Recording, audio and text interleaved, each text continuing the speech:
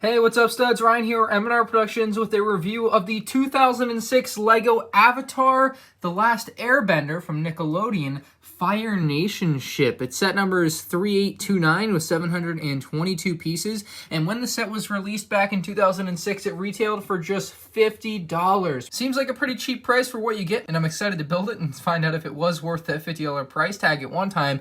But more importantly, nowadays, if you want to buy this set, because of Avatar's newfound popularity and such, and it just being an old LEGO set that wasn't produced in mass, if you want one new in the box, you can expect to pay about $400. I paid $360 for mine, and I felt like I got a really good deal, so you're looking about $360 and up on a good day. The set's 5 minifigs are shown on the top of the box, as well as some very interesting artwork there. Actually, great artwork on this box. Really like it. It's kind of interesting and different compared to what a lot of other LEGO sets you see. The back side of the box shows, again, the Avatar logo, shows off all the features of the sets, and I actually really like, they write it in very plain English, exactly what's going on. Launch the catapult, reveal the engine room, rescue Katora from the jail. Things like that are kind of interesting. I've never actually seen that on a LEGO set before, where it's just written on the back, and you also have this comic strip at the bottom here, so you can pause and read that if you want to, but it is kind of interesting that they've kind of gone out of their way so far on this set's box to really promote the set. Kind of interesting. And then, of course, the other set released at the time was the Air Temple for LEGO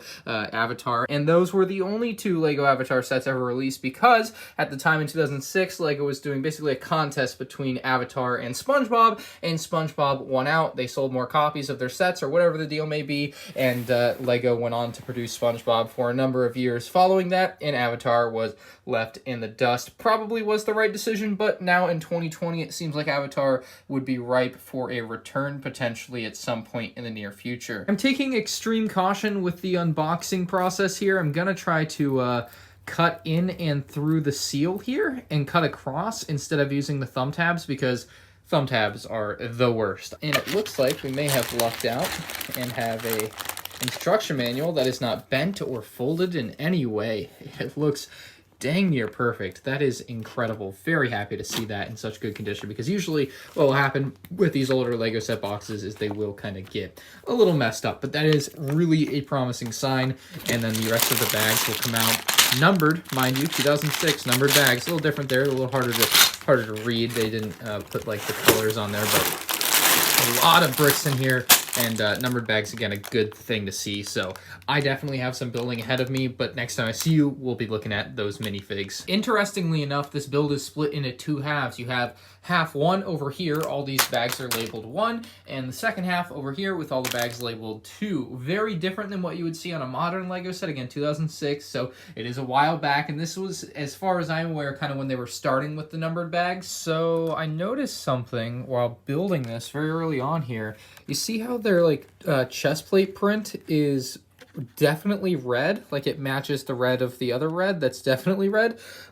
This guy's is red, but the I forget their names, they're brown, but it's clearly supposed to be red. Same with this guy. His is brown, but it's supposed to be red, and I don't know what the deal with that is. I don't know if that's an error that I've gotten on this set, or if that's widespread from the time. I noticed something very peculiar while building this, something I've never seen before on a LEGO set. So I'm on step 23 here, and you can see, just to kind of give you guys the vibe of the instructions as well, very nice blue detailing and everything. But what you'll notice is here, everything is vertically oriented in the instruction manual, and as we switch over to the very next page, after step 23, you have to switch your viewpoint. I have never seen that before, where now I have to turn the instructions to continue building, and we'll have to continue doing so for, I don't know if it's going to be, no, not the entire instruction manual. So you can see at some point, we'll flip back to being a sideways instruction manual, and I have never seen that before. And probably for good reason, because it is not a good way to do instructions for LEGO, and they probably realize that it's annoying and really dumb. So yeah, that is something very interesting, to say the least.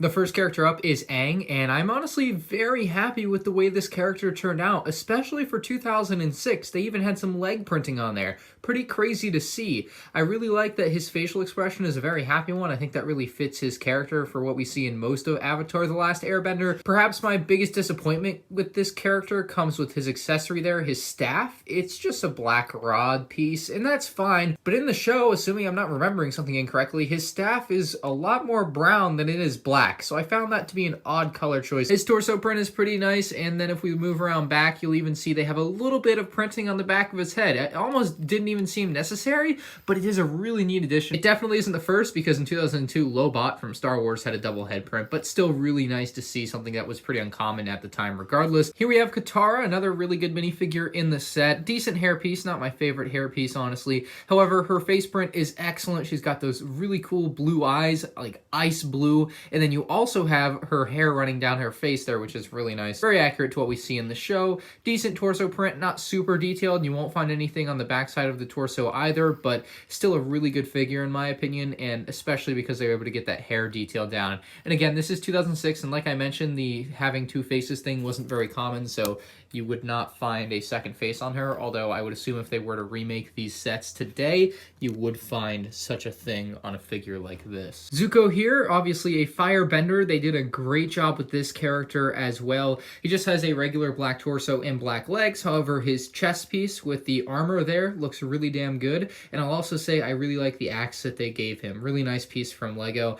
And then, of course, as a firebender, he's got some fire in his hand to throw at whoever he wants to throw it at. And this character, much like Aang, has a double-sided face print, but obviously no face on the back. The back is his little ponytail, which is another great inclusion. So seeing them work stuff in like that was really great instead of using a hairpiece that really wouldn't work in this size. Like, you can't just have a little ponytail hairpiece like that, in my opinion. I think it worked really nicely as a print, though. And, of course, the scar on his face is pretty well matched to what you see in the show. Really like the difference in color that they were able to provide there. The characters get a little bit weirder here with the firebender. Looks like he's wearing a giant bionicle mask there in dark red. He has the fire piece just like Zuko. His chest piece, however, is a little bit different in that it's not red like Zuko's, so that's kind of interesting. But maybe even more interesting than that is that in the instruction manual it looks like it's supposed to be red, but it actually turns out to be brown, and we'll see the same thing on our Fire Soldier up next.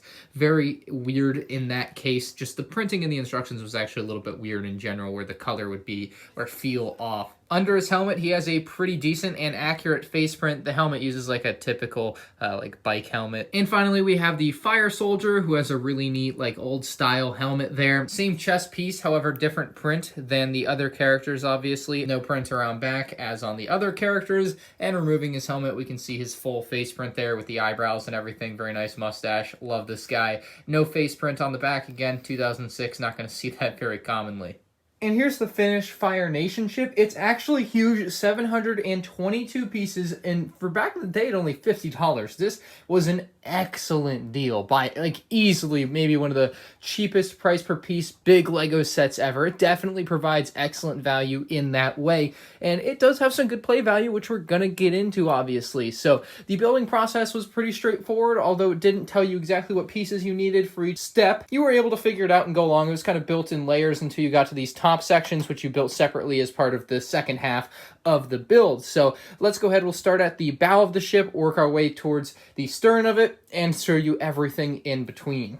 A feature I was somewhat surprised to see them be able to include on this set is right here on the bow of the ship, and it's this piece here is basically what is going to create the feature. And you have this string. You're probably wondering, why is there a string there? Well, if you pull up one side of it, drop it down, you're actually going to be able to drop this whole thing down. And I saw this in the TV show. It's in one of the first few TV show episodes, and I saw it and I was like, oh, that's not on the Lego set, is it? Turns out it's actually on the Lego set. It's to allow these soldiers to walk off the front of the ship and down to wherever they are supposed to go. It was definitely a surprise to me that they were able to include this. I will say, this obviously, if you see me playing around with it, does seem to come off a little bit, unfortunately, so it's not the strongest thing, but it is really neat that they were able to get that in there. Just, I honestly had my doubts. I did have my doubts before I had picked up the set that was actually going to be on the set. You'll also notice the anchors here pretty much pulled up and into position on the side of the ship. As you can tell just looking at the ship, the entire hull is pretty much brick built. It is not one of those one-size-fits-all pieces that Lego uses on some modern city type boats. They literally just made this thing out of bricks, and that is something that is really unique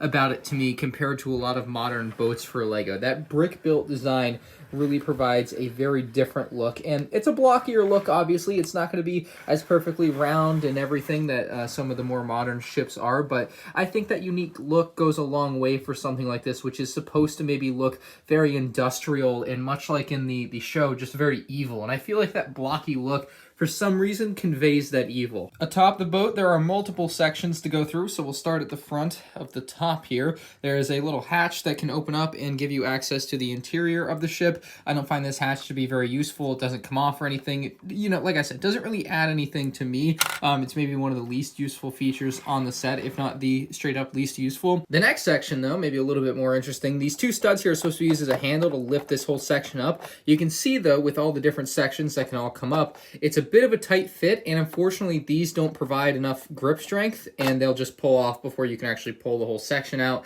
So that is a downside of this set in some cases, but this entire section pulls out. So with Katora in there, that is actually the little jail cell. And it says on the back of the box, you can rescue Katora from the jail, which is nice. It's got some bars and everything. Decent looking, nothing crazy, no crazy details, and obviously no front door, which may be the most disappointing thing of the jail cell. I don't know how good it's going to do at keeping her in if there's no wall or door to actually keep her in. So not really the best design for a jail, but it still works. And on something kind of small that's hidden inside the boat, I think it works adequately. The next section is a catapult, which is a very simple build, much like pretty much everything else on the set. Very easy mechanism. You literally just pull or push on that little lever. You can push it really fast and get them to fire really far and fast. And they do come with some bricks here in dark red, which can be attached essentially to the top of the catapult. And just like that, you're going to be able to fling those all over the place. So let's see if we can get a good shot lined up here. So we should be able to take out Aang with ease here. It's going to actually be tough for me to hit him a little far away, but we're going to take the shot anyway. And a little bit wide left. But you can see that, especially even at such low power there, where I just kind of barely did it, it still went off the table. So let's put one on and see if we put in full power, how far this thing can go. I assume you're going to hear it hit the closet over there to my right. It hit the closet over there, okay? So yeah, it can go pretty far if you get a good flick on it. Maybe you could even use it as a flick fire missile like that. Like, this thing definitely has some strength to it. And as with the previous section, this section can just lift up and away to reveal an area inside the boat, which is more or less just a hallway, but you can actually see some Fire Nation flags in there running along it, which is kind of neat. And there will be enough room to put a minifigure in there with ease. You can see him in the hallway there, no problem at all. Plenty of space to his sides and above his head. If we put the catapult piece back on, you'll see no problem. Plenty of space there. Not going to be an issue at all, not hitting his head. Don't have to worry about it. The next section is the tower, or the bridge for the ship. It has some smokestacks as well. Maybe the most interesting to a lot of you guys, and that is because it has the most sections of any of the sections.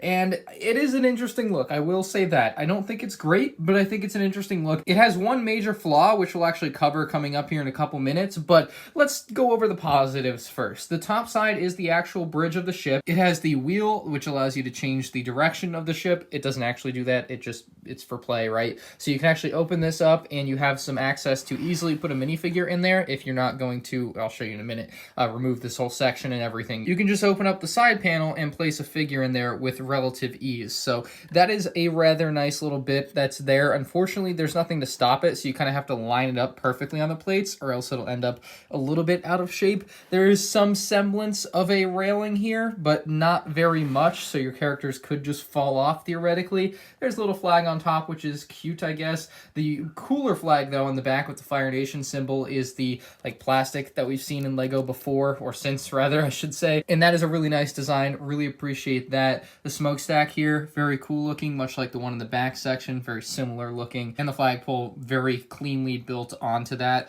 with minimal obstruction to the smokestack, other than obviously the giant square there. Not too bad. The sections below that top bridge section have some nice trans red windows, which I think really give this set a nice accent color that otherwise would not be there. I almost wish they had added the trans red on the side here, though, because that would have really added to it. I just feel like leaving the windows open is a little bit weird. I'm not sure if it's accurate, but it does look weird when you're going to close up the windows on the front with red. Why not just do it on the sides with red as well? I just feel like it would have completed the look. It should come as no surprise that this whole section can actually be removed from the body of the ship there and placed onto the ground. And when it's on the ground, it's basically like a dollhouse, essentially. You can see the hinges here, and that may lead you to believe that this can be opened up, and it can be opened up, and you have actually great access to some little small interior places. You have a very weird, lion-style rock structure. Don't really know what that's for, but it looks all right, I guess. Moving the ladder out of the way, you'll see some of those same flag pieces in some of these rooms. Unfortunately, though, these rooms don't really add anything other than just existing, right? There is no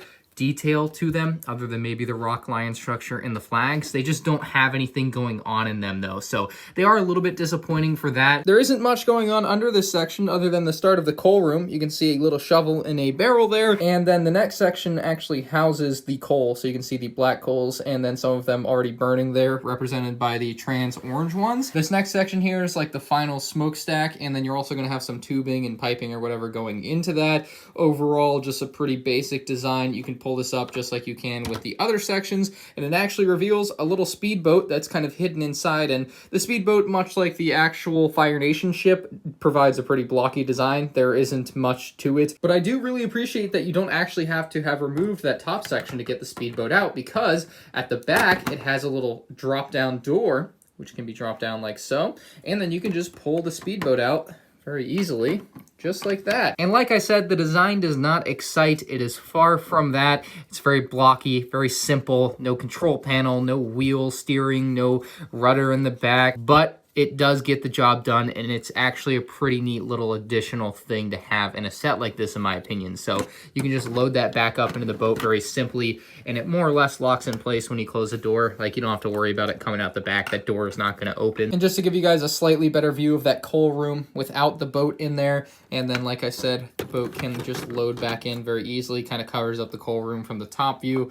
so you won't be seeing that. They do a decent job of tiling it up on the inside, trying to make it look a little bit cleaner, but this is 2006, and like one of the last sets kind of made in this style where it's just so brick based. It's very interesting to look back on, but let's get everything else on top and let me show you what the major flaw with that section is. So if I were to want to show you the boat maybe, or maybe I was just kind of picking up the boat, moving it around, playing around with it, or whatever the deal may be, and let's say maybe I tip the ship a little bit past 30 degrees, that thing is about to fall off.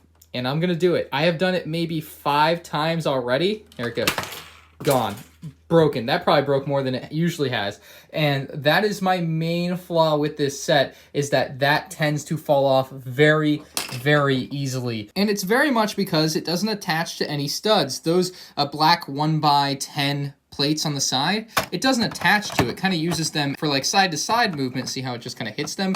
It doesn't go directly on top of them and connect to them so that it can't just fall off. So the way this could really be fixed is if they just put in another 1x10 plate or tile or whatever, and then add like one stud on each corner, and that way it would have something to hold on to it instead of allowing it to just fall over as you maybe tilt the ship to simulate rough seas or something like that. And I see that being a huge problem, or maybe having had been a huge problem for people when they got this set. Obviously, it's retired now, so people probably won't be buying it too much. But still, if you do end up getting this set, possibly after watching this review, if you have one yourself, I would just say be wary of that, because I have fallen victim to that now 6 times. It's really bad. Overall for this set, I gotta go 8 out of 10. I think it provided an excellent value back in 2006. Much like the 2007 ATST set over there, it was kind of the last of its kind as far as like a brick-built boat like this goes. They've really moved into custom-made boat hulls and such since this set. I think LEGO really nailed the figures, especially with Aang, Katora, and Zuko. The other 2 characters I care about a little bit less. Obviously, the other 3 are more or less main characters in the show, and they really steal the show for this set. I think LEGO really nailed the look of the ship as best they could in a brick-built style. I really appreciate some of the features that they were able to include in the set. I think each section brings something different to the table. Should you buy one in 2020? Tough question. Right now, Avatar: The Last Airbender is kind of at its peak of its popularity with its resurgence thanks to its appearance on Netflix, and because of that, this is going to be going for a premium right now, so you may be paying a little bit more on eBay or Bricklink or wherever you may try to purchase this set. Like I said, I bought mine on Mercari, but it may be worth it to you if you have a real attachment to Avatar or always wanted this set and you just have the extra $300, $400, $500, especially if you want it sealed, laying around. Otherwise, you can get one a little bit cheaper used. So I would say for most LEGO fans, probably a stay away at the price, and maybe just go for the figures. I think the figures obviously are what you're going to more so want in a set like this, and even at that, maybe just the main 3 there. Stay away from the other firebenders. They're bad guys. The boat to me is nice, but I think you could probably live without it. If you guys enjoyed the video, a like is always appreciated. If you have anything to say about this awesome LEGO Fire Nation ship, you can leave in the comments. And on top of that, you should probably subscribe, because I have another LEGO Avatar video coming soon, and that is our review of the Air Temple. Thank you for watching, and I'll see you in the next one. Peace out.